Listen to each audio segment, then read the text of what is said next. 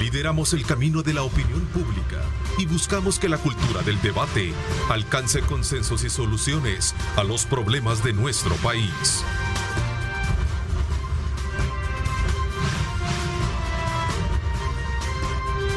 Diálogo con Ernesto López. Buenos días, El Salvador, ¿cómo están? Qué placer enorme saludarles a ustedes. Gracias por estar con nosotros desde muy tempranas horas de la mañana. Y sobre todo también en el arranque de una semana que concluye desde luego ya con la finalización del último mes que le corresponde al año 2021. Vamos a entrar a diciembre sin duda alguna con mucha alegría, sobre todo por todos aquellos momentos especiales que se nos vienen, pero también a lo mejor con alguna tristeza por la partida o por las situaciones que ha vivido el mundo. Pero lo importante es que seamos y tengamos presente y bien claro que los salvadoreños nos caracterizamos por ser resilientes, por saber anteponernos a cualquier adversidad, independientemente de cuál sea la circunstancia. Así es que esta mañana quiero dejarle ese mensaje a usted también para que coloque a Dios en el centro de sus actividades y veamos hacia adelante, ¿verdad? Aprovechemos el momento especial en el que nos encontramos con nuestros seres queridos, con nuestro entorno, pongámosle gana a nuestras metas, a nuestros proyectos y de esa manera pues poder seguir adelante con nuestra vida rutinaria. Así es que desde ya bienvenidos a una semana más, es para este servidor un placer enorme estar con ustedes y todo el equipo de trabajo que como siempre estamos muy atentos a llevarles una cartelera importante de temas de país que le permitan a ustedes recoger sus propios insumos y así de esa manera construir su propia radiografía de los acontecimientos que están marcando el pulso en la actividad política, económica y social de nuestro país. Hay mucha preocupación, especialmente en el mundo, por una nueva variante del COVID-19 que se llama COVID-Omicron, así, y que de alguna manera representa un alto riesgo y sobre todo también que es más contagiosa. Pero se desconoce muchísimo sobre ella y sobre todo también el propósito esta mañana de colocarlo sobre la mesa del comportamiento de que hemos tenido como la pandemia con nuestro invitado de hoy, es conocer un poquito también y llevar a la tranquilidad para poder de alguna manera informarles a ustedes de qué se trata esta nueva mutación. Estados Unidos y varios países de la Unión Europea ya están estableciendo ciertas restricciones de ingreso de viajeros, ¿verdad? Y por supuesto también a diferencia de países como el nuestro que hemos logrado de alguna manera, según y a criterio de algunos especialistas, relajar las medidas migratorias para el ingreso de salvadoreños y también de extranjeros. Así es que vamos a hablar precisamente de esta cuarta variante que hemos conocido a raíz de esta pandemia y quiero darle la más cordial bienvenida a nuestro invitado en esta primera parte del programa, al doctor Jorge Panameño, médico infectólogo. Gracias por acompañarnos, doctor. Siempre un gusto y qué privilegio poder dirigirme a la ciudadanía, a los televidentes esta mañana, porque es bien importante mantener un estado de preocupación informada. Es decir, ahora comienzan en estas circunstancias a surgir una serie de situaciones que pueden dar lugar al pánico y es lo que tenemos que evitar y lo que vamos a aclarar esta mañana, ¿verdad?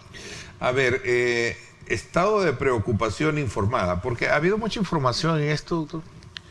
Sí, sí lo ha habido. O sea, hay mucha especulación en todos los sentidos, ¿no? Sí, mire. Y sin entrar quizás todavía no muy específico con el tema de Omicron, ¿verdad? Sino sí, el manejo de la información. Con el tema de las vacunas, etcétera, etcétera. Sí, mire, este tema, este concepto de preocupación informada fue desarrollado por la doctora Margaret Chan en ocasión de la pandemia de influenza H1N1 que tuvimos en 2009. Cuando habían tantas situaciones, ahora han habido más, por cierto, en este fenómeno, pero esto tiene que ver con que hay que informarse de fuentes confiables, porque hoy día se dicen tantas cosas a través de las redes que muchas veces confunden y causan pánico. Y de hecho ya ha habido un poco, en ciertas respuestas, están habiendo en este momento un poco de pánico. Y eso se contrarresta con educación e información, porque esta es una de las formas en cómo debemos atacar la pandemia, a través de que la ciudadanía esté convenientemente informada y educada, ¿verdad?, para afrontar la situación. Ahora, Omicron, cuéntenos un poquito sobre esto que se está desde luego conociendo.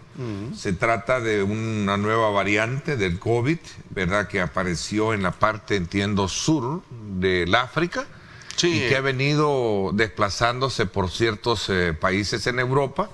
Ya se ha tenido conocimiento de algunos casos, entiendo que en Canadá este fin de semana.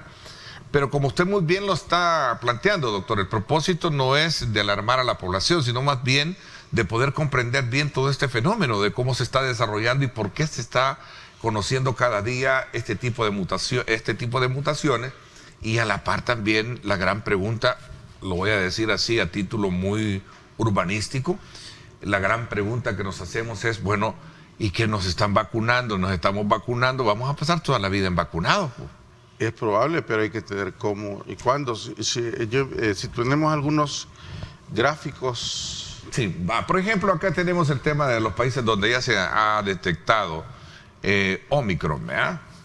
Que por cierto, Omicron es una letra Del alfabeto griego, la 15ª letra. La 15ª, ¿verdad? Y sí, por el rumbo que vamos, creo que vamos a aprender más. Vamos a aprender griego y después nos vamos a pasar al alfabeto fenicio. Sí, las cosas así. Sí, como Omicron, ¿verdad? Así sí, con tilde en la Omicron. Eso discutía con una colega suya ayer. Le decía, ¿sí? No, mire, es sin acento, pero sí es con acento en español, en inglés no. Sí. Entonces, Omicron.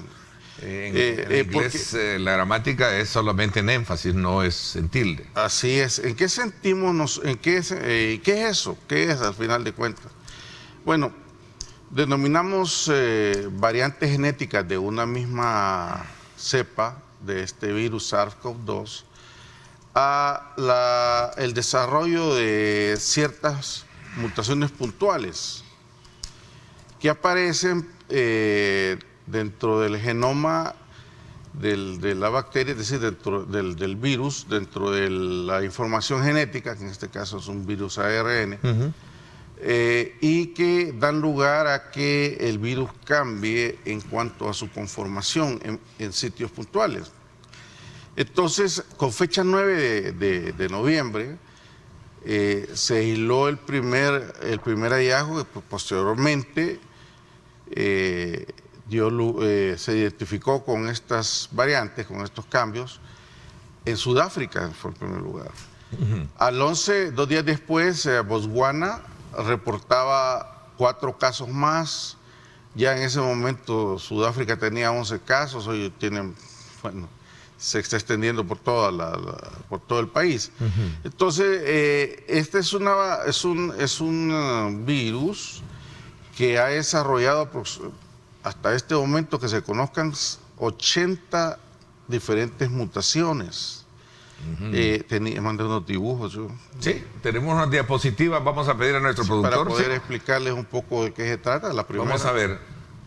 Entonces, este virus, de esas 80, vean, estas estructuras que ustedes están viendo ahí, son los componentes que tienen gran importancia. A la cabeza, la proteína S que va a conformar esas estructuras rojas que ustedes pueden ver ahí, que son los llamados receptores y conocidos como espigas, porque en realidad tienen la función de una espiga. Cuando nosotros introducimos una espiga en un aparato de sonido, por ejemplo, estas son las estructuras que hacen contacto con la célula humana y generan un mecanismo en virtud del cual el virus se fusiona a la membrana de la célula del ser humano e inyecta su material genético hacia el interior, dando lugar a los eventos que conforman la infección, que termina con producción de más virus dentro de la misma célula.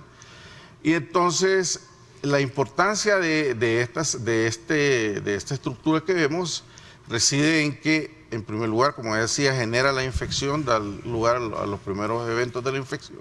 Y en segundo lugar, en esta que pueden ver ahí, esas estructuras celestes que ven son los anticuerpos, que son generados ya sea por haber padecido una infección natural, de forma natural, o por haber sido vacunados. Y los anticuerpos, en ambos casos, van dirigidos a atacar esa estructura que se llama espiga, conformado por la proteína S.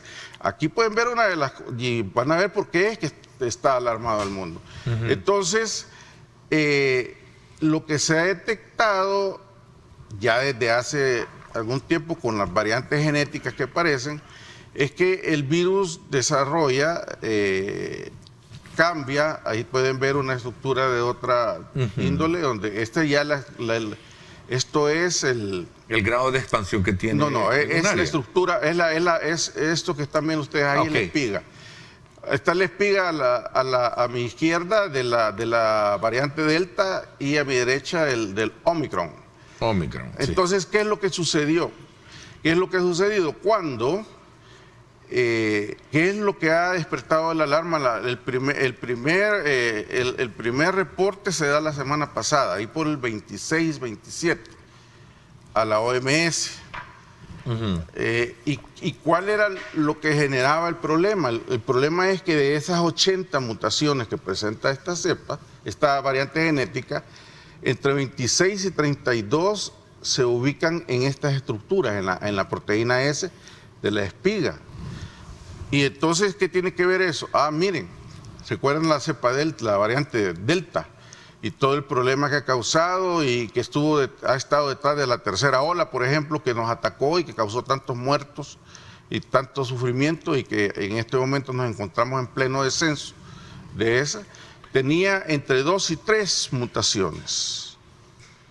Y vieron cómo esas 2 y 3 mutaciones generaron que esta particularmente se convirtiera en una variante altamente transmisible, contagiosa, 9 a 10 veces más allá que la cepa original del Wuhan.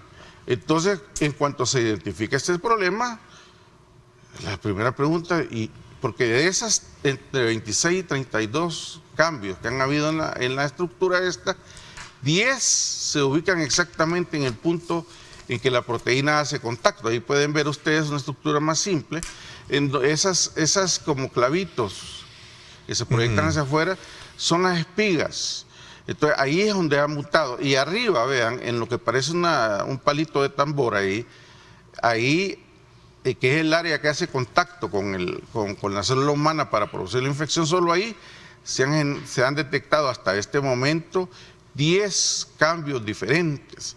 Entonces, he aquí, combinado esto con que en Sudáfrica, donde se describe esta situación, se ha notado que están aumentando un poco, no mucho, pero hay una tendencia al aumento en las pacientes que se hospitalizan y que cada vez se está detectando con mayor frecuencia a esta variante genética, llevan a la preocupación de que el comportamiento pueda ser epidemiológico como el de la variante Delta, que finalmente vino a tomar la predominancia en el mundo. A ver, traducido esto al español, perdónenme un poquito, lo voy a traducir un poquito. Doctor, entiendo de que no es altamente contagiosa, pero parece ser, de acuerdo a los... No lo sabemos. Y ese es el punto que quiero establecer. Ok, pero a donde quiero concluir, qué bueno que me haga esa aclaración. Se dice, porque tengo acá un dato que presenta la OMS, que la considera de alto riesgo, sobre todo porque es una variante que, de acuerdo a las investigaciones que se tienen, este es el informe de la OMS, que esta nueva mutación tiene... se ha detectado que va avanzando en un ritmo demasiado rápido, es decir, es inmediatamente contagiosa. Esto lo está diciendo la OMS, 1. Y 2, pero también tiene que no se sabe todavía, que no es altamente letal. No, mire, entonces esto genera 4 grandes preocupaciones. Ok, veamos. ¿Cuáles son? Y todas ellas en este momento, solo de una tenemos algunos datos. Sobre la contagiosidad, es un tema que todavía debe aclararse porque tienen que hacerse estudios y modelajes matemáticos para determinar lo que se llama R sub 0, el potencial que tiene de contagiar, de una persona contagiar a otras. Por la cantidad de mutaciones que tiene, comparándolas con las otras que han aparecido, hay 4 preocupaciones. La primera preocupación es determinar qué tan contagiosa es, cosa que en este momento no se ha determinado cabalmente. Si estamos hablando que apenas el viernes se hizo oficial esto y que ayer domingo salió, esa recomendación que usted está leyendo está fechada 28, fue el día de ayer, ¿verdad? El comité de expertos, se llama inmediatamente un comité de expertos y no se da lo que no se había dado de toda la pandemia. En una sola reunión, inmediatamente, el viernes, es declarada como una cepa, como una variante de preocupación, ¿verdad? Entonces, luego de eso, ya para el domingo tenemos recomendaciones, como las que usted está leyendo, pero hay 4 dudas. La primera es qué tan contagiosa es, ¿verdad? Existe una alta probabilidad de que sea extremadamente contagiosa e incluso llegue a superar a la variante Delta. Pero ¿Qué se descubrió en Brasil? No, la variante Delta se descubrió en India. La variante que se descubrió en Brasil se llama Holanda. Gamma, pero también estaba Gamma, ¿no? Sí, pero la más contagiosa de todos. ¿Por qué se vienen? Esa es otra pregunta, aprovecho para hacérsela de manera quizás muy elocuente. ¿Por qué cada país está dando muestras de que se aparece la variante y todo? No, ahora en Sudáfrica, al sur, que parece esta tal... déjeme completar la idea de la razón de la preocupación. Primero, ¿qué tan puede llegar a ser una situación, algo tan contagioso que modifique el rumbo de la pandemia en este momento y genere muchas más olas de las que hemos tenido?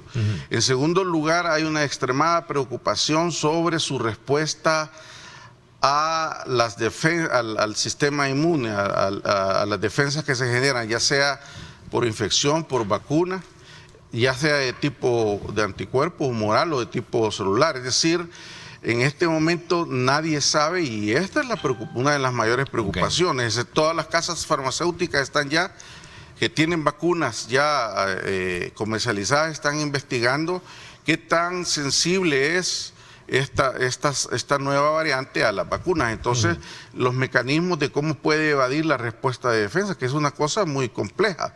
En tercer lugar, viene la enorme preocupación sobre la gravedad de la infección, de la enfermedad que puede generar la infección, porque cada cepa nueva cada variante de preocupación que va surgiendo siempre puede generar un cuadro clínico mucho más grave y cambiar el comportamiento que conocemos de la enfermedad. Y finalmente también hay mucha preocupación sobre que pueda evadir los mecanismos de diagnóstico, los pruebas de diagnóstico que tenemos. ¿Y por qué es preocupación entonces? Porque si esto llega a suceder, si cualquiera de estas cosas se cumplen, de hecho solo tenemos algunos datos de la cuarta situación en relación a la intensidad de la enfermedad que pueda provocar, y están llegando en las últimas 48 horas informes de Sudáfrica que nos dicen que probablemente la enfermedad que genere sea de intensidad moderada, de leve a moderada, lo cual es tranquilizador, pero todavía falta tiempo, semanas. Ok, corramos en el tiempo, doctor. Pregunta, nosotros hemos logrado relajar las medidas migratorias. Países como Estados Unidos, la Unión Europea, siempre las mantienen o están siendo más restrictivos en eso. Las mantienen y están siendo más restrictivos. Yo quiero decir una cosa bien importante y quiero aclarar eso que acabas de decir, sí, no es cierto. Porque creen que muchos en algún momento temen que la crítica que hacen especialistas como ustedes es por querer dañar la imagen del gobierno. Pues realmente yo me voy a mantener en las recomendaciones de la Organización Mundial de la Salud y que cada quien haga su análisis de que lo que se está haciendo es lo correcto y apropiado. Retirar, con fecha 26 de octubre, el Comité de Emergencia que ve estas cosas de la OMS actualizó sus recomendaciones en relación a las restricciones para viajeros. ¿De acuerdo? Sí. Y entonces lo que recomendaban ellos era cada país miembro debe valorar la realidad epidemiológica que hay y proceder a hacer los cambios que considere necesarios. Entonces, ¿cuál es la realidad epidemiológica que estamos viviendo? Desde hace aproximadamente 3 semanas en Europa se volvió el epicentro de la pandemia, ¿verdad? Tenemos ahorita situaciones extremadamente complejas en Europa, particularmente en países como Alemania, Francia, Rusia, ¿verdad? Que están Portugal, que está en este momento teniendo una situación bien compleja. Estamos en un periodo alto de una temporada alta en cuanto a en el mundo, y nosotros abrimos por causa de las festividades. Entonces, lo que llamaba la OMS no era a retirar en absoluto las precauciones que son hechas para proteger no a los viajeros. Es decir, yo no puedo decir aquí que voy a cambiar las normas para que los viajeros entren porque aquí el riesgo es menos por el trabajo que yo he hecho. Eso es una interpretación completamente errónea de lo que el objetivo de la medida. La medida, las restricciones para viajeros son para proteger a los salvadoreños en este caso. La autoridad salvadoreña sostiene que esta flexibilidad, y aquí viene el balance para colocarlo sobre la mesa y que cada quien saque sus mejores lecturas, es que esta flexibilidad de las medidas en el aeropuerto es parte de esas sugerencias de la OMS de la que... En ningún momento, y podemos leer directamente el documento que dice, y fechado 26 de octubre, dice que cada nación deberá valorar la situación epidemiológica. ¿Cuál es la situación epidemiológica del mundo? Porque es que... Pero al decirle cada país puede valorar, le está haciendo las valoraciones. Bueno, entiendo que esta semana hemos tenido la menor cantidad de personas fallecidas. Sí, esta semana pero valoración epidemiológica significa que yo voy a valorar los riesgos que puedan venir del exterior hacia acá. Porque ese es el objetivo de las restricciones de los viajeros. Entonces, el que aquí en El Salvador esté cayendo la curva epidemiológica no significa que alguien proveniente de otra área en donde hay circulación activa y pueda traer... venga a darle fuego al cañón. Y tan cierto eso que estamos discutiendo esta mañana. Y a hoy, todavía este día y a esta hora permanecemos sin ninguna protección, sin ninguna salvaguarda de nuestra frontera. Cuando en ese documento que tú tienes ahí claramente especifica con las medidas que hay que tomar en todos los países miembros de la OMS. Nos habla ahí de que necesitamos crear las condiciones para que podamos identificar lo más tempranamente que sea posible la llegada de alguien que pueda tener este problema. Se habla de que tenemos que intensificar el número de pruebas que se están realizando vía PCR y se habla de que hay que acelerar la vacunación. Bueno, Anthony Fauci, que es una, digamos, voz autorizada a nivel mundial, querido por unos y también odiado por otros, dijo en sus intervenciones este fin de semana, cuando tienes un virus que se transmite con tanta facilidad, que es el caso del Omicron, ¿verdad? Casi invariablemente terminará llegando a todas partes del mundo. Ajá, entonces ¿quién ha dicho que no tomando restricciones no va a llegar? Cuando esto comienza, y hace 2 años, ya casi, pronto va a ser 2 años, en enero, que comenzó y en marzo que se declaró la pandemia, entonces había el cuestionamiento, si el virus se ha iniciado, si el problema de la pandemia allá en Asia, ¿qué problema hay con El Salvador que está al otro lado del mundo? Y entonces, ¿cuál fue la posición de los expertos en eso? ¿Va a llegar? Es más, no tenemos que estar preguntando si va a llegar o no, sino cuándo va a llegar. La situación es que en lo que se dilucida la realidad a través de estas 4 situaciones que preocupan, hay que prepararse.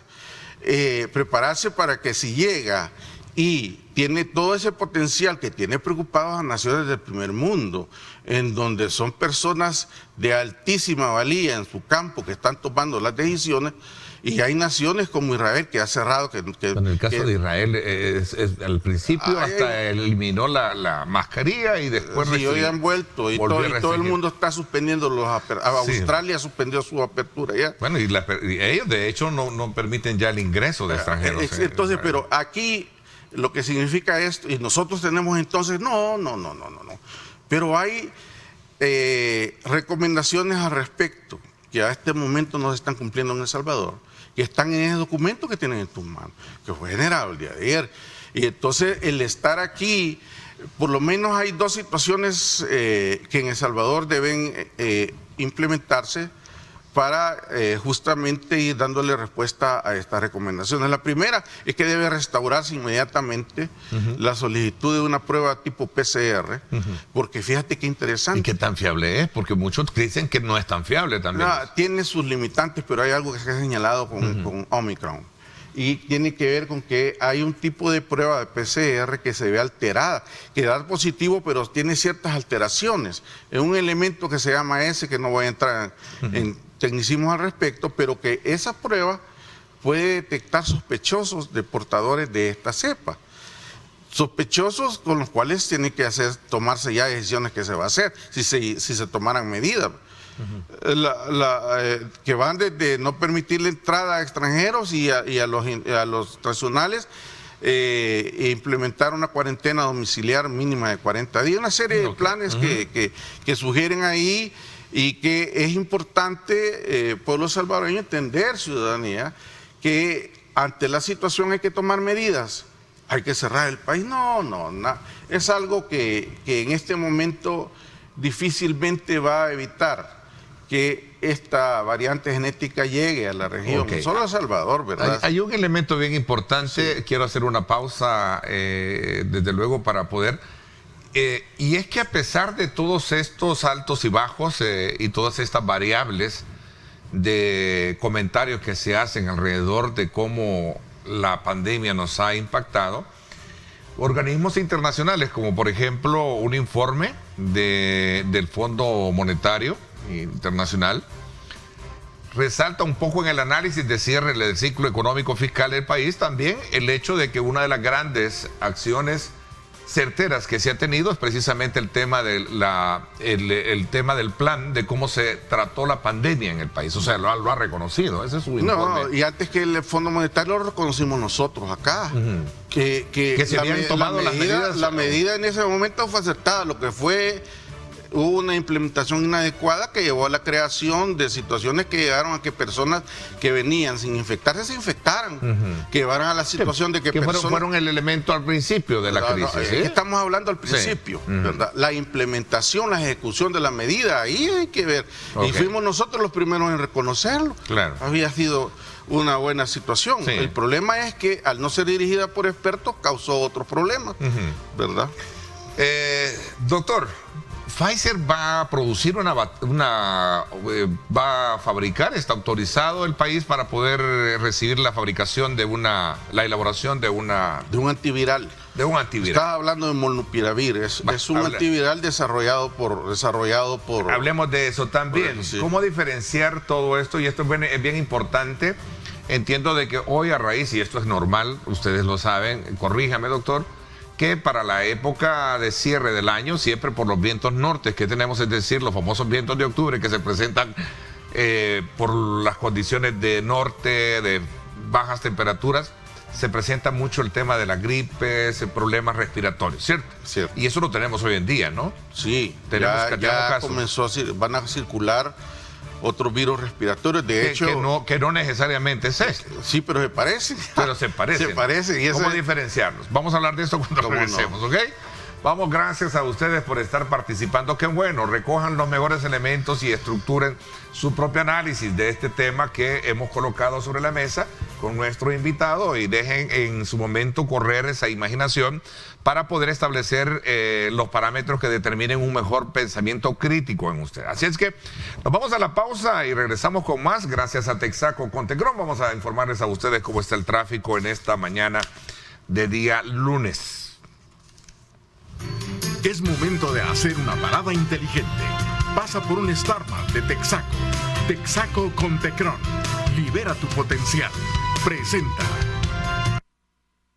Vámonos entonces ahora a conocer cómo está el tráfico por nuestras calles. Vámonos al Salvador del Mundo. Miren qué bien, ahí tenemos bastante despejado el tráfico a esta hora de la mañana, para que usted pueda apreciar en esta imagen de la rotonda, donde tiene la oportunidad de poder hacer conexiones a 4 importantes arterias, ¿verdad? Viniendo de la Alameda Roosevelt hacia lo que sería el sector del Paseo General Escalón, bastante libre la conexión. También allá en la avenida Manuel Enrique Araujo, y al fondo a la izquierda de su pantalla, en la parte superior, puede apreciar la conexión hacia el Boulevard Constitución. Vámonos entonces hasta el Boulevard del Ejército. Allí también puede apreciar que sí, sin duda alguna, los días lunes se pone muy cargado el tráfico a esta hora de la mañana. Y por esa razón es importante presentarles a ustedes cómo está esa carga vehicular que conecta al Boulevard Arturo Castellanos, y por supuesto también el ingreso por el sector del Reloj de Flores.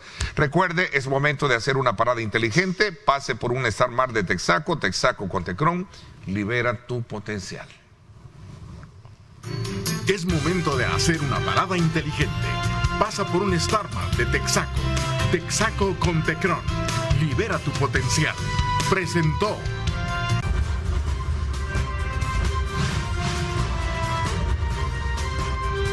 Diálogo con Ernesto López. Gracias nuevamente por estar con nosotros a esta hora de la mañana. Continuamos conversando con el doctor Jorge Panameño, médico e infectólogo, y estamos conociendo un poco sobre esta variable, y eso es bien importante, amigos que nos están sintonizando. Es importante tener claro de qué se trata esta conversación de apertura que hemos tenido para la semana en nuestra cartelera de programas. Hemos querido colocar sobre la mesa, conocer un poquito más sobre esta preocupación, esta noticia que se genera en el mundo, y especialmente en algunos países de Europa, en el caso de Estados Unidos, que ya también está poniendo atención a una nueva variable mutante que anda ahí del COVID, conocida como Omicron. Ya escuchamos de viva voz del especialista que nos acompaña esta mañana, el doctor Panameño, sobre las características que tiene, y sobre todo también el fin último que busca una conversación como la que tenemos esta mañana, que es invitarlos a estar preocupados pero informados, ¿verdad? Que creo que eso es lo más importante, como usted lo manejaba al principio, ¿verdad? Entonces estamos de alguna manera analizando en el contexto de otras variables, como por ejemplo el tema de las restricciones o los controles que se pueden tener, y que en el país a partir de el 17 de noviembre creo que se relajaron, se eliminaron la solicitud de cartilla de vacunación y también prueba de PCR para todos aquellos que ingresan a nuestro país. Y eso de alguna manera pues llama la atención, porque mientras nosotros tenemos esto, en el mundo también se están tomando mayores restricciones. Entonces, la idea es colocar sobre la mesa estos y otros variables alrededor de este tema. A ver, doctor, Pfizer, podemos nosotros, como país se autorizó precisamente para poder elaborar una pastilla, ¿no? Como una especie, mire, lo que ¿es un retroviral, algo así? Sí, tiene el mismo mecanismo de acción, pero es un antiviral diseñado que viene de otros usos y que ahora se traslada, diseñado para atacar al SARS-CoV-2. Entonces hay una muy buena noticia, que la compañía ha decidido que va a conceder licencias para producción en varios países, uno de los cuales seremos nosotros, según ellos lo anunciaron, me refiero a Pfizer. Eso quiere decir que muy probablemente en este momento se están llevando a cabo negociaciones con diferentes productores locales para decidir quién va a ser el que va a ser favorecido con esta licencia de parte del productor, y que es una muy buena noticia realmente, porque es un medicamento que promete mucho, ¿verdad? Pero que por el momento en concreto no sabemos nada, y esto son negociaciones que suelen ser largas, ¿verdad?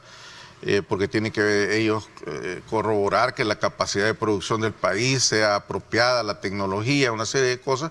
Pero en el fondo se trata de una muy buena noticia, porque significa que tendremos a disposición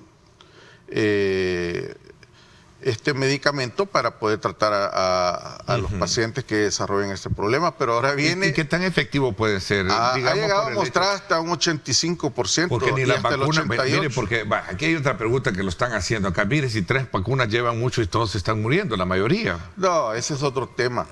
El tema es un antiviral es una cosa, es un medicamento, una medida farmacológica y la vacuna es otra cosa. La situación es que... ¿Por qué en el caso de algunas personas vacunadas, creo que hasta con la tercera, y lo hemos visto, no solo por lo que me están enviando, yo lo estoy viendo afuera, sí, vaya, están presentando síntomas que no los tenían anteriormente? Tengo un amigo ahí que está hasta con transfusiones de sangre. No tenía ese problema, doctor.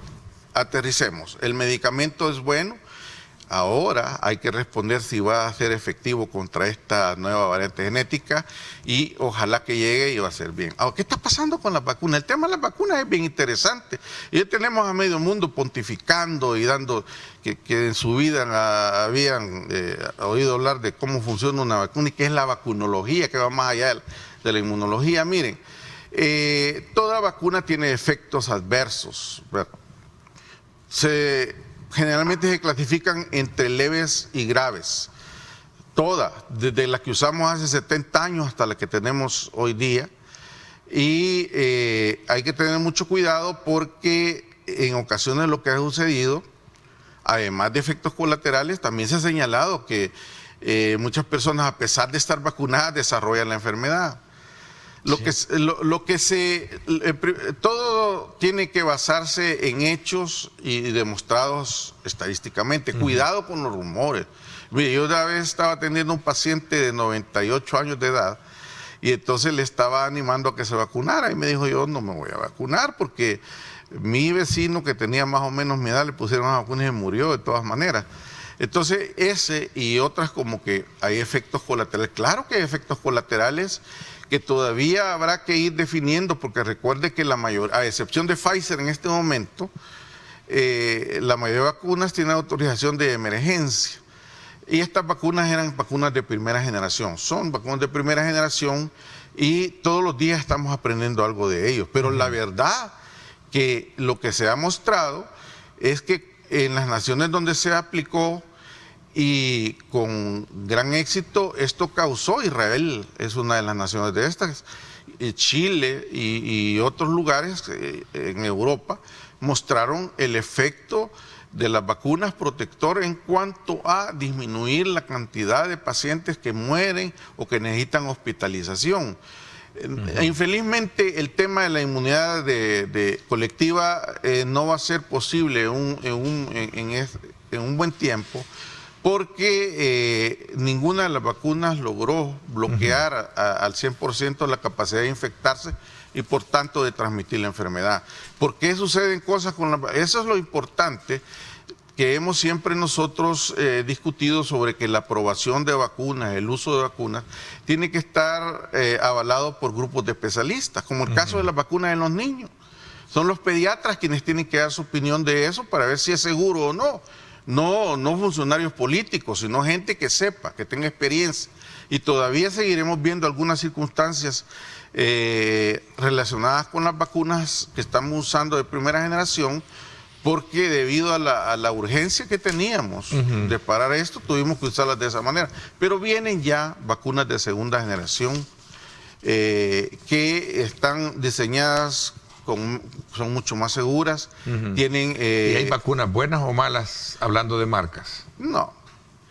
Aquí hablamos de eficiencia. Yo particularmente he diseñado una clasificación en la cual en primer lugar están las de baja eficiencia, eficiencia intermedia y alta eficiencia.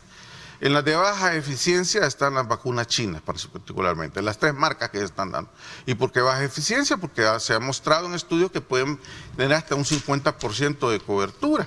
Y ahora sabemos que además a los 4 meses ya están bajando, con 2 dosis ya están bajando el nivel de anticuerpos. En la eficacia intermedia vamos a tener AstraZeneca, J&J y las de alta eficiencia, porque pasan del 90%, ahí tenemos a las ARN. O sea que los que tenemos la Sinovac no estamos tan protegidos. Bueno, la OMS ha recomendado que los que tienen la Sinovac se pongan... ¿Y usted cuál tiene, doctor? Moderna. Ok, digo, por el hecho de que no hay buenas ni malas vacunas, hay buenas y malas estrategias. Sí, independientemente de ese punto, pero veamos el tema de la vacuna de la Sinovac, pero esa fue la que al principio fue la que tuvimos acá. De hecho, creo que fueron los primeros ¿Sabes lotes. por qué? Yo tampoco sé. ¿Sabes quién decidió? Yo tampoco sé. Entonces, esa pregunta solo la puede responder quienes tomaron la decisión y quienes decidieron y quienes compraron esa vacuna, porque ahora no lo sabemos. Entiendo que al principio fueron lotes donados por China, no recuerdo. Bueno, no se sabe, ¿no? Igual, al final igual había los Estados Unidos donaron 3 millones de dosis de Moderna. Vamos a ver, doctor, cerramos un poco el ciclo esta mañana porque es importante. De hecho, lo reitero, era necesario colocar sobre la mesa un poco la parte ilustrativa de lo que está pasando en el mundo y de cómo también se está tratando. Esta semana cerramos con el nivel más bajo, creo que fueron 18 fallecimientos lo que tuvimos según el reporte. Significa que ahorita está tranquilo esto, pero no hay que bajar la guardia. Que 5 se han sí, pero no hay que bajar la guardia. Al final de cuentas, lo importante es que el mejor modelo de seguridad que puede existir es el que nosotros nos cuidemos siempre con nuestras mascarillas, usemos nuestro desinfectante, actuemos de una forma en la que andemos siempre precavidos en esta parte. Doctor, vamos a ver el último punto que quería aprovechar. Sí. Es que la influenza es una enfermedad viral que es más frecuente en esta época, es decir, octubre, noviembre, diciembre, y normalmente no da complicaciones. Esta mañana, por cierto, el periódico oficial, el periódico El Salvador, destaca en una de sus noticias que la temporada de la influenza es presenciable, es predominante en esta temporada, en esta época, y cómo podemos prevenirla, ¿no? Y cuál diferenciar. Hay 2 épocas en el año en donde hay influenza. La primera es cuando hay influenza que viene del sur, relacionada con el invierno austral, y la temporada las cepas que vienen tienen que ver con el hemisferio norte, con el invierno boreal. En este momento nos encontramos ya, porque este año se adelantó el invierno en los países templados, ¿verdad? Sí. El invierno que suele comenzar allá a finales de diciembre, principios de enero, comenzó en octubre en muchos países, y eso ha acelerado la circulación de muchos virus respiratorios, a la cabeza influenza, pero hay otros. Tenemos virus sin sistema respiratorio con casos ya reportados en Honduras. Pero hablando de influenza específicamente, lo que tenemos que hacer es vacunarnos, ¿verdad? Proceder a vacunarnos con las cepas del hemisferio norte, que es la medida más importante y efectiva. Las medidas que hemos implementado en contra de la COVID, como es el uso de mascarilla, el distanciamiento, el lavado de manos, son extremadamente útiles también para influenza, y en algunos lugares donde el año pasado no hubo temporada de influenza. Pero este año se ha notado ya que está circulando. ¿O es que por la misma pandemia no le pusimos atención y a lo mejor pasó? Lo que sucede es que las medidas que hemos tomado han sido efectivas contra todos los virus respiratorios, pero yo ya vi algunos casos de influenza y hago un llamado al gremio médico para que estén pendientes, porque COVID e influenza en sus primeros momentos son completamente indistinguibles, y con otros virus, también virus respiratorios causantes de lo que se llama resfriado común, y todo eso va a circular este año, hay que estar pendiente de eso. Yo sí quisiera robarte unos minutos, por favor, para hacer énfasis en lo que la OMS ha llamado a hacer con respecto a el Omicron, la cepa, la variante. En primer lugar, el virus sigue transmitiéndose de la misma manera. Es decir, no ha cambiado su forma de transmisión. Por tanto, las medidas que ahora estamos utilizando son las mismas que nos van a ayudar. Un llamado a reforzar esto: la OMS ha llamado a cada nación miembro a evitar cualquier situación, fíjate lo que que tenga que ver con aglomeración, a guardar la distancia segura entre nosotros, y a continuar con todas las medidas sociales que hemos venido tomando. Eso nos va a proteger de esta y cualquier otra cepa. Claro.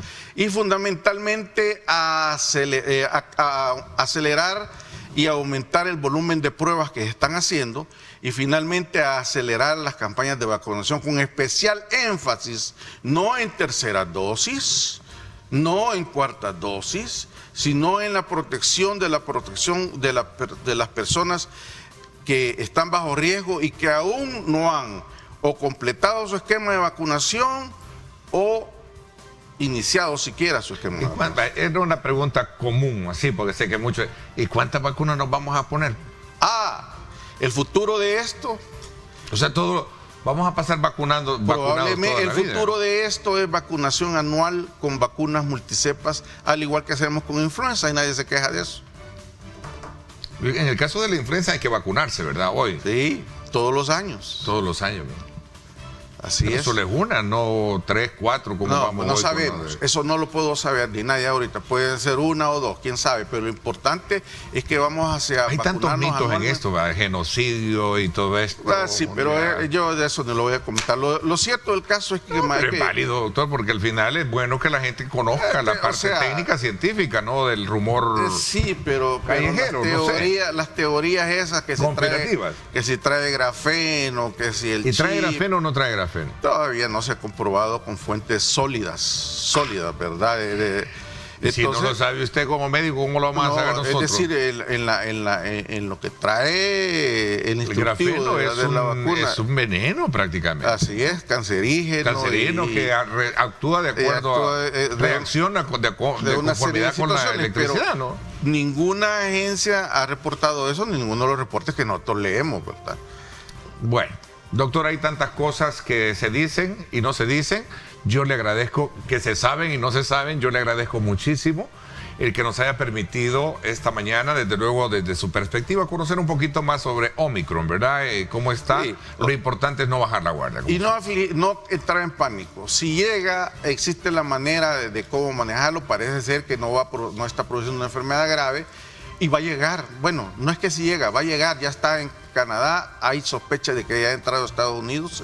Sí. Y va a llegar, pero hay lo necesario para combatirlo. Lo mejor es guardar las medidas de protocolo, estar en comunicación con Dios, que es lo más importante, y dejar a la voluntad, pues desde luego, sobre la base de que nuestra fe puede mover más montañas que cualquier otra cosa. Gracias, doctor, nuevamente. Y la prudencia, ¿verdad? Vamos a, desde luego, la siguiente etapa del programa, a conversar con el ministro de Obras Públicas. Importante también el desarrollo, la infraestructura vial en nuestro país y otros temas que sin duda alguna merecen ser resaltados. El día de ayer estuve en el sector fui a visitar este sector de La Libertad. Excelente todo el desarrollo vial que ha tenido con con la conclusión de este bypass, y sobre todo también el polo de desarrollo que esto genera en todos esos restaurantes. Un saludo muy especial también para nuestro buen amigo Samuel Jeremías de la Curva de Don Jerez. Estuvimos el día de ayer ahí también compartiendo con ellos toda esa experiencia de desarrollo que está generando esa gran apuesta en este sector de la litoral y especialmente del sector de La Libertad. Vámonos a la pausa y regresamos con más. Gracias por estar con nosotros.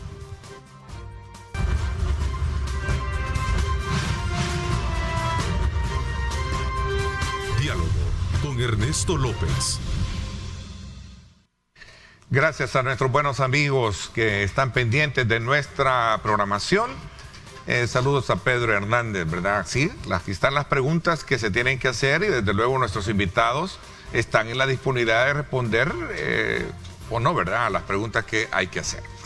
Gracias por reconocer ese trabajo de nosotros. No buscamos, como siempre lo he dicho, en nuestra plataforma de opinión periodística, no buscamos ni desmerecer, ni mucho menos en este caso alabar a alguien, sino que simplemente hacer las consultas pertinentes que nos llevan a comprender mejor los temas que abordamos.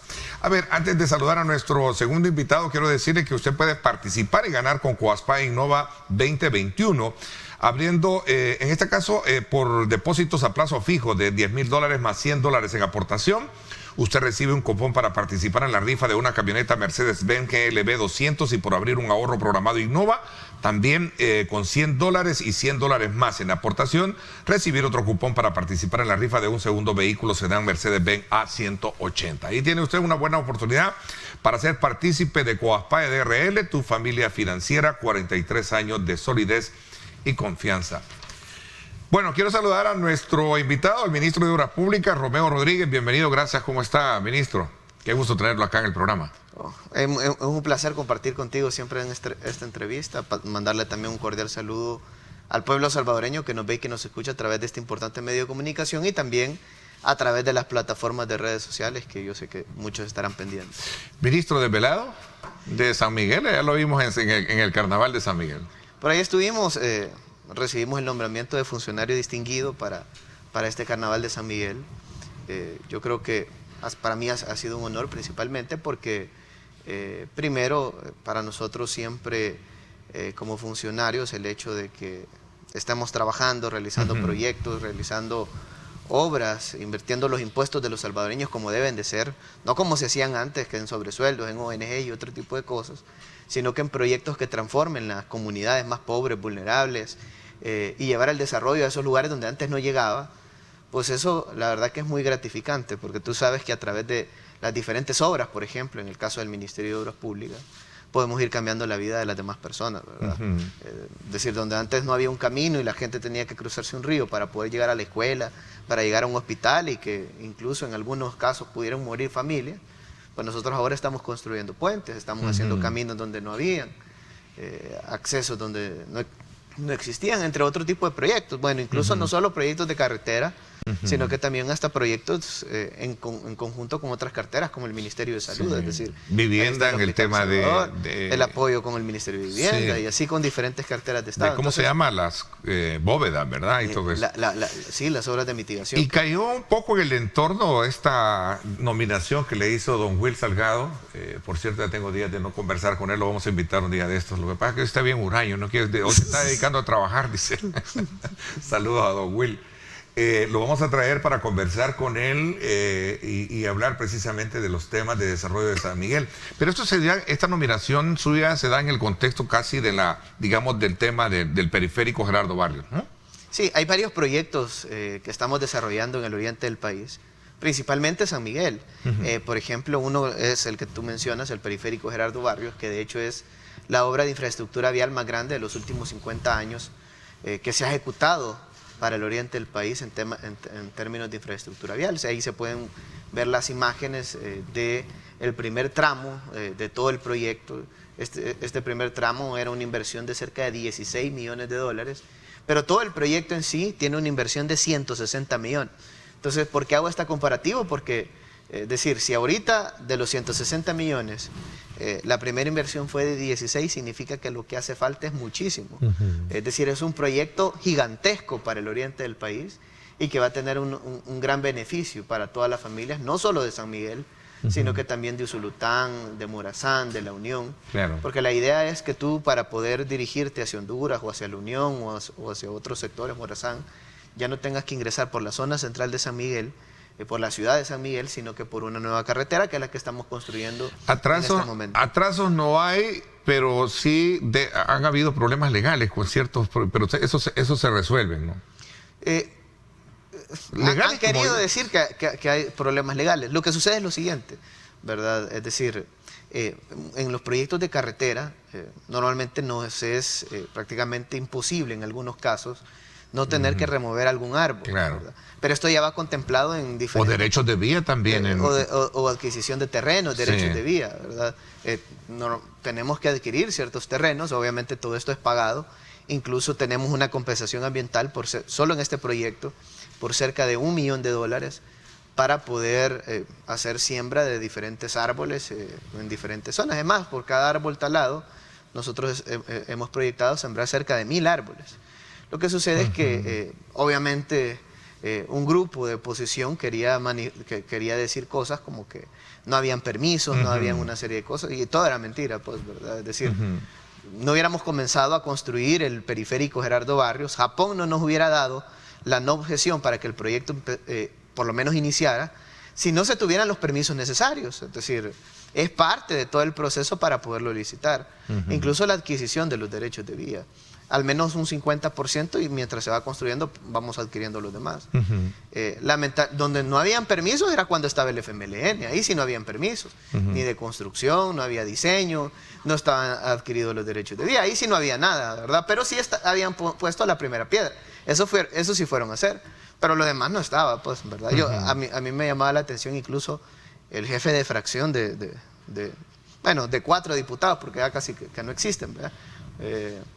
de los 4 diputados del FMLN, que se pueden contar con los dedos, decía que ellos habían gestionado el periférico Gerardo Barrios, pues, ¿verdad? Es decir, me imagino que lo que gestionaron fue el río, porque en el río Taiziguate y en el río Grande de San Miguel estamos construyendo un puente. Lo único que encontramos fue el río, pero la obra no estaba, pues ni tan siquiera la habían comenzado, no había nada. Entonces, ellos siempre tratan de decir que ellos lo hicieron, que ellos lo han gestionado, que ellos esto, lo otro, ¿verdad? Es decir, pero al final el pueblo salvadoreño, los migueleños saben que todo lo que están diciendo es pura mentira. Okay, lo bueno es que ahora las cosas se están haciendo. Esta hora, hablando de San Miguel, quedémonos un poco en el oriente, porque obviamente todo el proyecto estratégico de proyectos, perdón, de planes están enfocados hoy con el tema de la ciudad Bitcoin, el tema de el tren, el tema del aeropuerto, en fin, hay una mirada muy centrada directamente con el tema de Oriente. Sí, y es que el oriente del país por décadas ha sido abandonado, es decir, incluso si tú puedes ver las diferentes carreteras que te dirigen a San Miguel, que te dirigen a La Unión u otros sectores, todas son incluso a 2 carriles, y no solo eso, sino que también hay pocos proyectos de desarrollo que se han llevado a la zona oriental. Hay diferentes vías de municipios que no están pavimentadas. Por ejemplo, Morazán, prácticamente la mayoría de los municipios no tienen su vía principal o su conectividad principal pavimentada.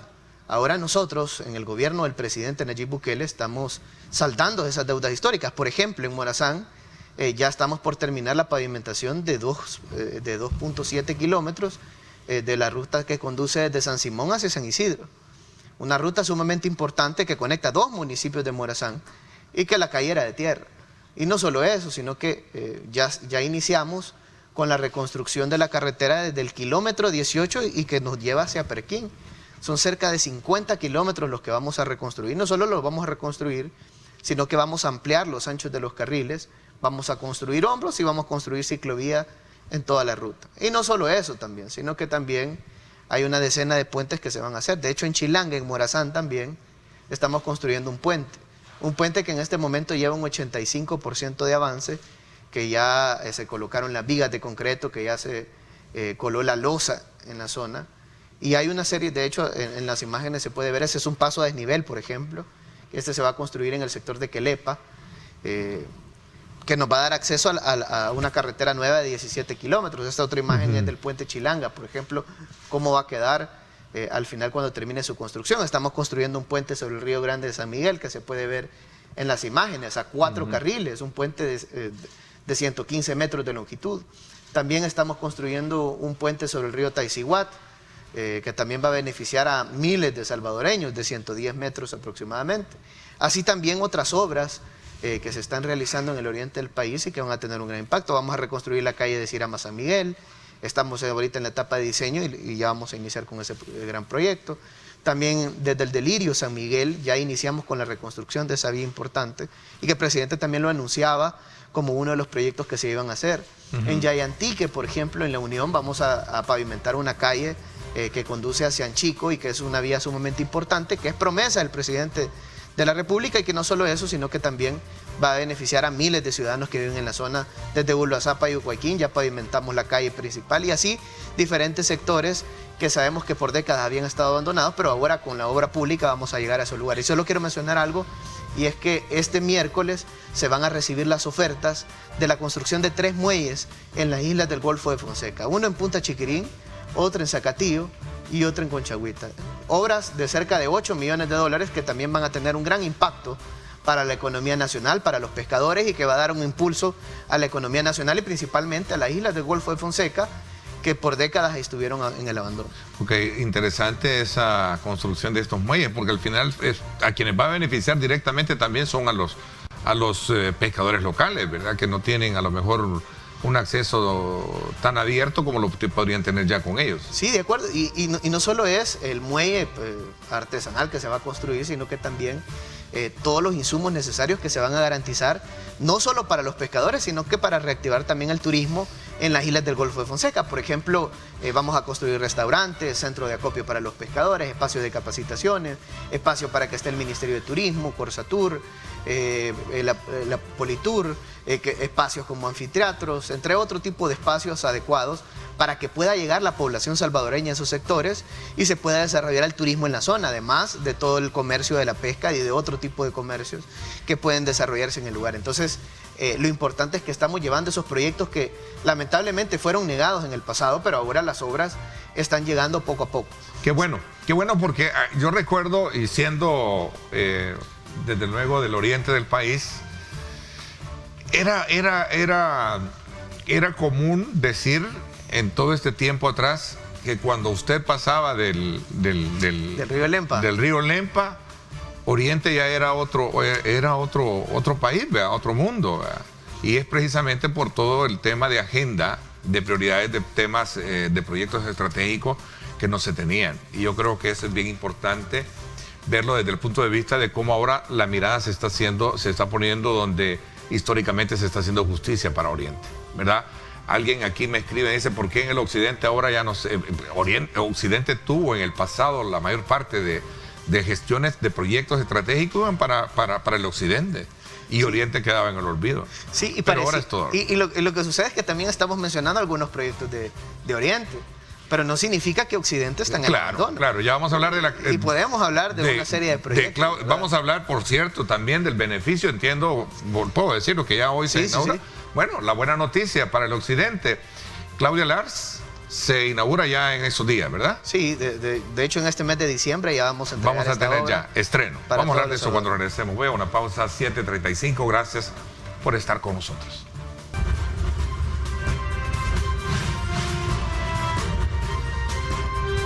Diálogo con Ernesto López. Bueno, gracias nuevamente por estar con nosotros. Continuamos conversando con el ministro de Obras Públicas, Romeo Rodríguez, y estamos haciendo una valoración sobre el enfoque, el énfasis de proyectos que ha tenido en esta gestión el oriente del país, que a lo largo de la historia, y tratando la manera de ser un poco, razonable en pensarlo, casi los enfoques de proyectos estratégicos en gobiernos anteriores estaban muy enfocados hacia el oriente, hacia el occidente del país, y por esa razón muchos decíamos, bueno, de Lempa para allá es otro país, ¿verdad? Porque casi por lo general no habían proyectos destinados. Pero bueno, eso no significa que Occidente, Centro y Occidente no se esté viendo. De hecho, el presidente de la República puso junto a usted la primera piedra para la construcción de un puente en el tema de la Achadura, ¿no? Que creo que es importante, sobre todo tratando la manera de viabilizar el tráfico de carga en esa zona, ¿no? Sí, y una inversión de más de $30 millones que se va a ejecutar solo en ese proyecto de infraestructura. Es una nueva carretera de 1.4 kilómetros a 4 carriles que se va a construir. Lleva un intercambiador, se va a construir un nuevo recinto fronterizo con tecnología de primer mundo. Eso va desde el kilo 5. Desde el kilo 5 hacia la Achadura. Sí. Pero la carretera nueva es de 1.4 kilómetros a 4 carriles e incluye, como menciono, la construcción de un puente también, que va a ser el puente más largo de nuestro país, casi de 300 metros de longitud, incluyendo sus accesos al puente, y que no va a tener un apoyo central. Va a ser el primer puente con esta longitud y sin pila, sin apoyo central. Entonces, es una inversión importante.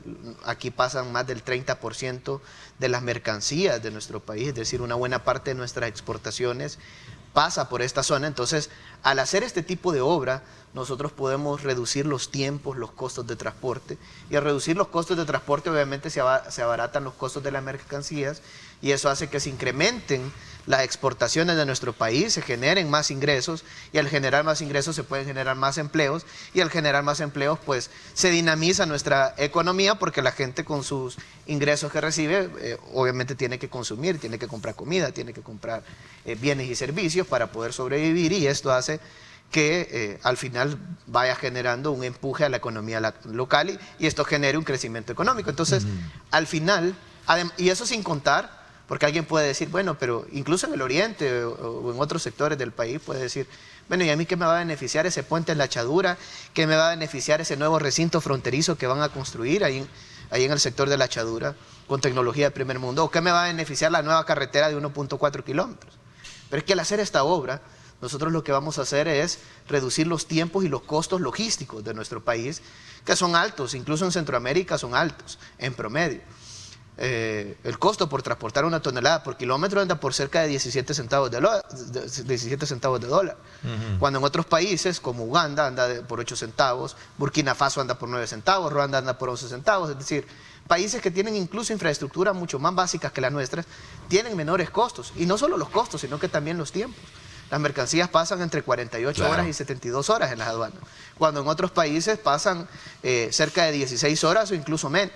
Entonces, todo este proyecto va a tener un gran impacto al reducir los costos y los tiempos. Obviamente se van a abaratar los productos locales y eso va a generar que al final incluso disminuyan los costos de la canasta básica. Entonces, ese impacto va a ser masivo en la economía. No solo es para el occidente del país, sino que en todo El Salvador. Además del incremento sustancial de las exportaciones por esto mismo, ¿verdad? Y el desarrollo que se puede generar. Entonces, y eso por decir un proyecto. Okay. Porque en el occidente estamos haciendo decenas de proyectos. Vámonos a Claudia Lars. ¿Sí? Se inaugura, miren qué buena noticia, se inaugura ya hoy en diciembre. Se abre. Sí, el periférico Claudia Lars es una obra que se diseñó y se está construyendo en el gobierno del presidente Nayib Bukele. Y digo esto porque obviamente no van a tardar por ahí poniendo una foto con un sol con el expresidente que pasaba más dormido que despierto, diciendo que ellos lo hicieron. Pero no lo hicieron ellos. Es decir, ellos lo único que hicieron a saber qué fue. El hoyo del Chaparral fue lo que nos heredaron y un hoyo que había en el Bypass de la Libertad, que al final tuvimos que volver a licitar el proyecto. Pero en este caso, el periférico Claudia Lars es una obra que se está construyendo en el gobierno del presidente. Hay una contrapartida del gobierno de El Salvador de cerca de 50 millones de dólares y parte de estos fondos se están utilizando para terminar la construcción de este gran proyecto de carretera.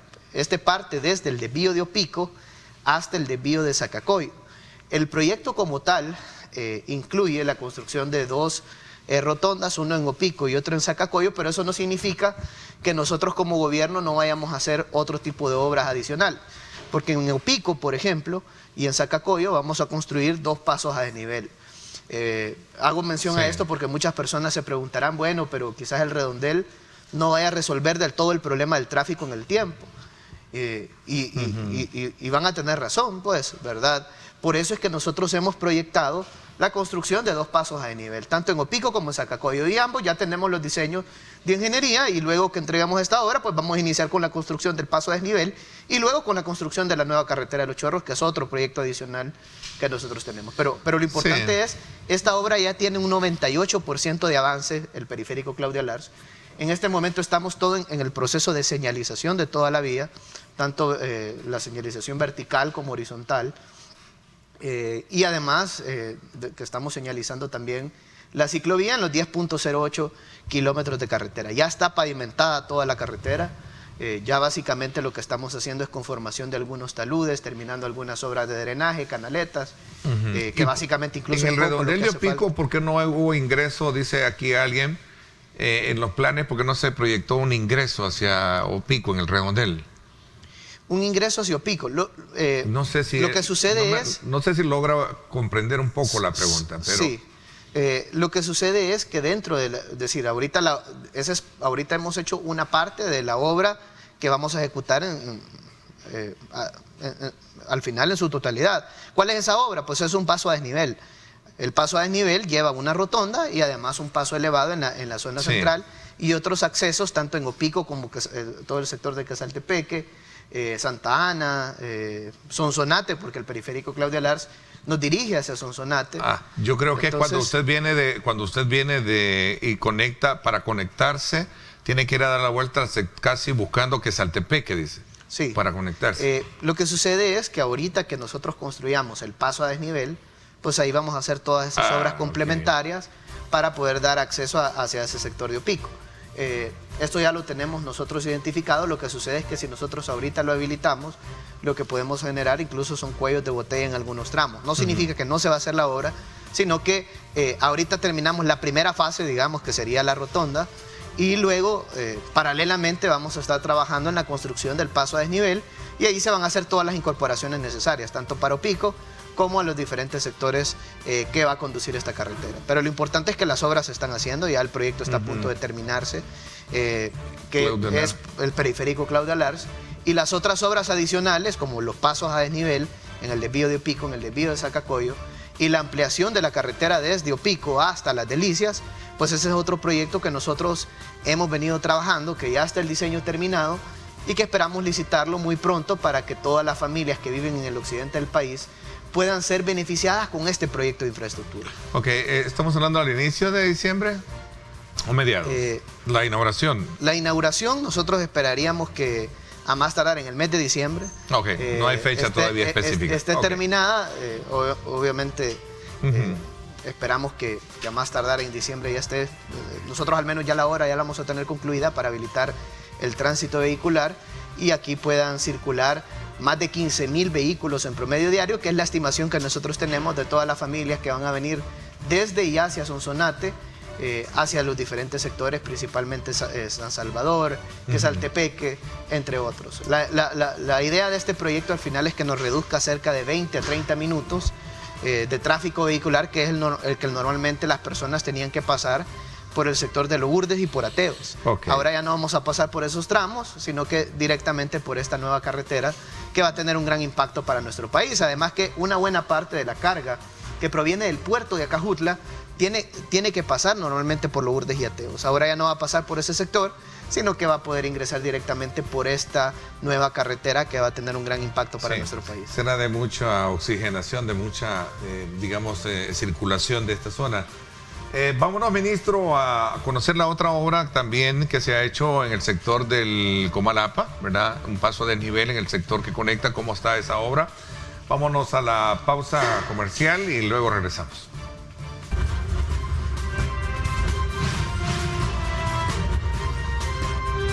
Diálogo con Ernesto López. Gracias, nuevamente. Ministro, ¿cómo está este paso a desnivel en el sector que conecta precisamente viniendo del aeropuerto? Y hay una pregunta, ¿qué tan necesario era hacer ese por el tema de importancia, de inversión que tiene ese paso a desnivel ahí? Sí, normalmente puede suceder esa pregunta porque, es decir, prácticamente vengo del aeropuerto y me conecto hacia lo que sería la calle de Pato Canales, ¿verdad? Sí. Lo que sucede es que en la carretera litoral principalmente tenemos una buena parte de la carga logística que va hacia nuestro vecino Honduras y que va al oriente del país y que tiene que ingresar desde la carretera litoral hacia la carretera Comalapa. Y normalmente toda esta carga tenía que pasarse los 4 carriles de la carretera e incluso esperar para poder transitar debido a la gran cantidad de vehículos que van hacia el aeropuerto, que van hacia el oriente del país.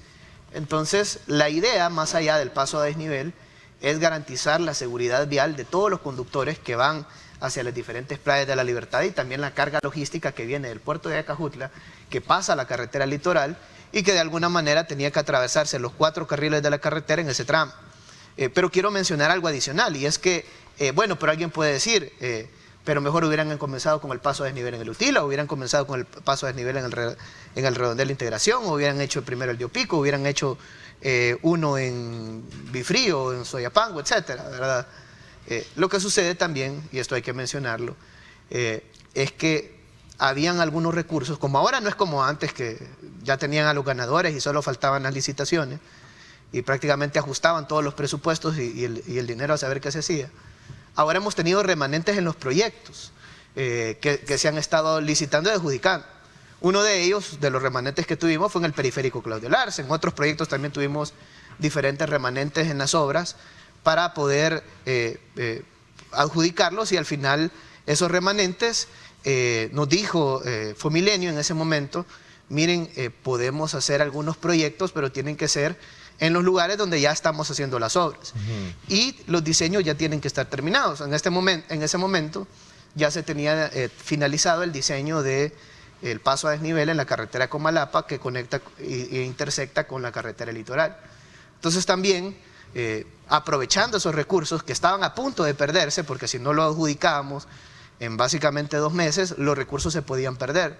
Entonces nosotros lo licitamos, lo adjudicamos y al final pudimos utilizar esos fondos, que aparte eran una donación, para poder terminar con el proyecto, para poder ejecutar este nuevo proyecto del paso a desnivel en Comalapa. Entonces fue justamente por eso, y además que estamos garantizando la seguridad vial en ese tramo de carretera. Hay estudios que sí justifican que valía la pena hacer esa inversión. Hay estudios de factibilidad, estudios de tránsito que garantizan que el paso a desnivel era necesario en ese tramo, principalmente, como menciono, para garantizar la seguridad vial de miles de conductores que transitan principalmente de la carretera litoral y que tenían que llegar hacia la carretera Comalapa. Entonces, justamente el proyecto va a garantizar eso, la seguridad vial de miles de conductores que transitan por esta ruta, y además que todos los turistas, todas las personas que vengan del extranjero, ahora con el nuevo proyecto de Sur City que se va a desarrollar a través del Ministerio de Turismo, junto con otras carteras de Estado, entre ellas nosotros como Ministerio de Obras Públicas,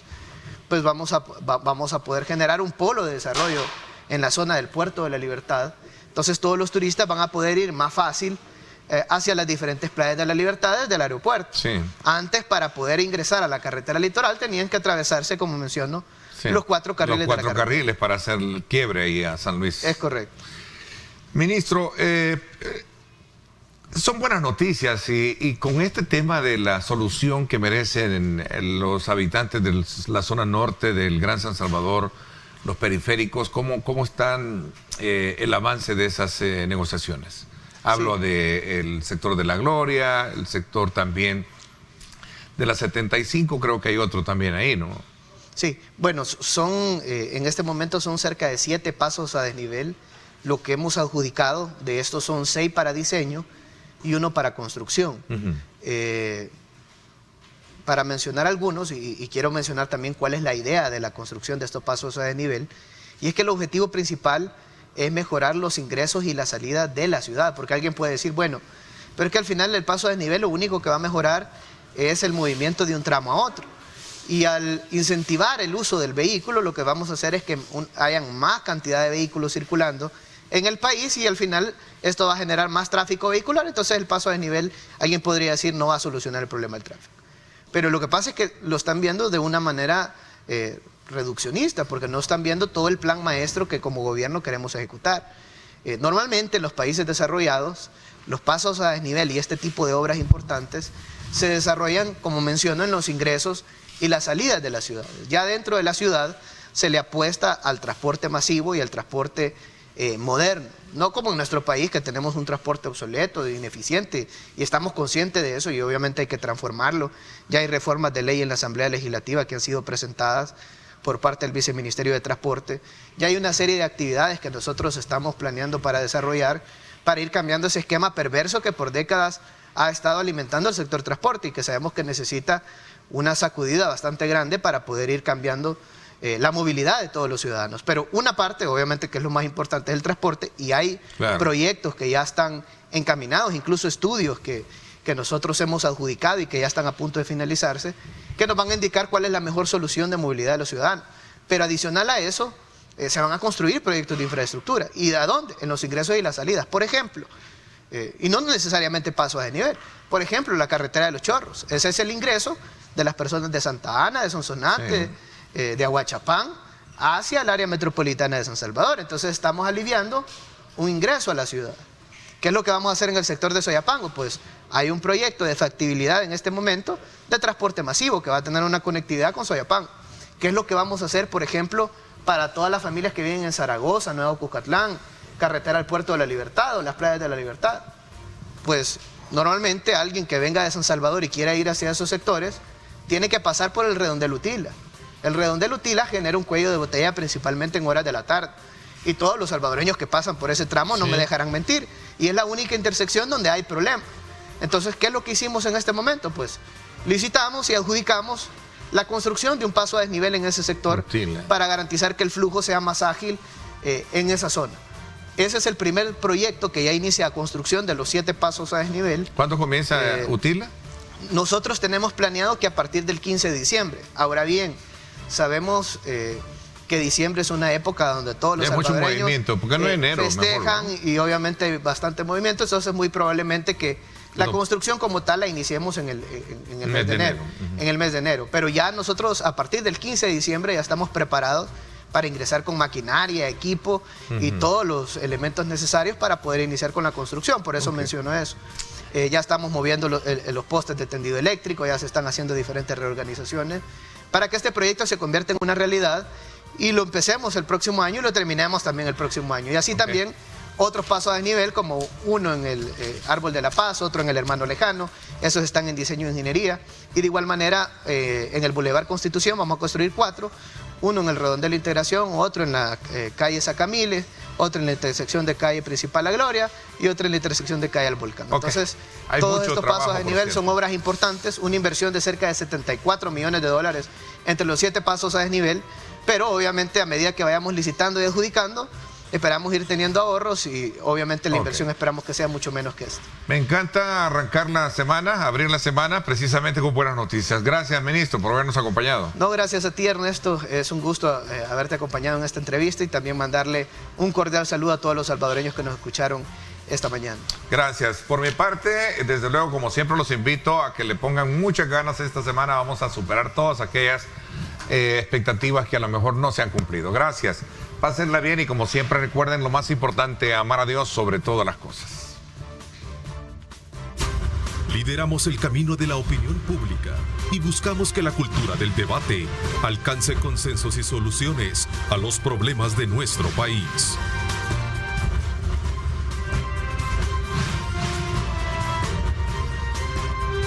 Diálogo con Ernesto López.